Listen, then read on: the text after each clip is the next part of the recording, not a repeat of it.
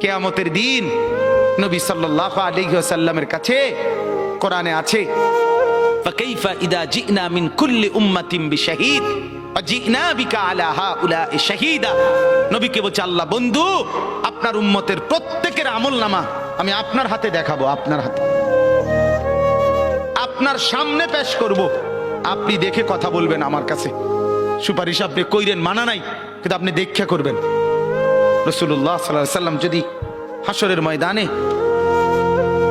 এরকম আমলনামা খুলে উল্টায় আর পৃষ্ঠার পর পৃষ্ঠা দেখে ফজর নাই, জোহর নাই, আসর নাই, মাগরিব নাই, ঈশা নাই, শনিবার রবিবার, মদ জুয়া, অবৈধ উপার্জন, গান বাদ্য, নাটক, সিনেমা, জিনা, ব্যভিচার, বেহায়া, বেপর্দা সব উল্টায়।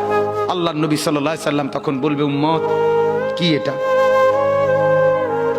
উম্মত আমার 23 বছরের এত চোখের পানির কথা একবারও মনে হয় নাই, কি আনছো এটা আমারে?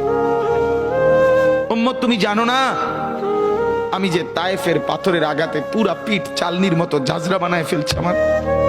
শোনো নাই তুমি? আমারে যে উহুদের ময়দানে দান দান শহীদ করে রক্তাক্ত করছে, তুমি শোনো নাই? আমি যে 14 দিন পেটে ক্ষুধার তাড়নায় পাথর বাঁধছিলাম, উম্মত তোমার মনে নাই? একবারও শোনো নাই আমার ক্ষুধার কষ্ট, আমার পিঠের ব্যথা, আমার দাঁতের ব্যথা, আমার কাঁধে 2টা কড়া ঢুকে গেছে উম্মত। আমার ঘরে 3 মাস আল্লাহর নবীর স্ত্রী আয়েশা বলছে, আল্লাহর কসম উম্মত, নবীর স্ত্রী বলছে 3 মাস 3টা চাঁদ উঠছে ডুবছে, রাআইনা হিলালান সুম্মা হিলালান সুম্মা হিলালান, 3 চাঁদ 3 মাসে নবীর 9 জন বিবির কারো ঘরে আম্মা জান আয়েশা বলে 1 ফোঁটা চুলায় আগুন জ্বলে নাই। মা আওকাদাত ফি আবিয়াতে রাসূলিল্লাহ নারুন, নবীর একজন বিবির ঘরেও আগুন জ্বলে নাই। আল্লাহর নবীর স্ত্রী আয়েশা একদিন বলছিল নবীকে পিঠে হাত বুলাইয়া, ইয়া রাসূলুল্লাহ, স্বামী আপনার পিঠ ছিদ্র ছিদ্র কেন? পুরা পিঠ চালনির মতো ছিদ্র ছিদ্র কেন? আপনার কি ছোটবেলায় বসন্ত রোগ হয়েছিল, গোটা হয়েছিল? আল্লাহর নবী চোখের পানি ফেলে বলছে, আয়েশা তুমি জানো না আমার এই পবিত্র দেহে তো কোনোদিন মশাও বসে না, মাছিও বসে না, পোকা বসবে কেমনে? আমার পবিত্র দেহে তো হাঁটলে মেশকের গ্রান বের হয়, আমার পেশাব পায়খানাও তো কোনোদিন জমিনের উপরে 1 সেকেন্ড থাকে না, মাটি ফাঁক করে ভেতরে নিয়ে যায়, সেই আমার গায়ে গোটা হবে কেন? আয়েশা এগুলো আমার তায়েফের পাথরের আঘাতের রক্তের দাগ।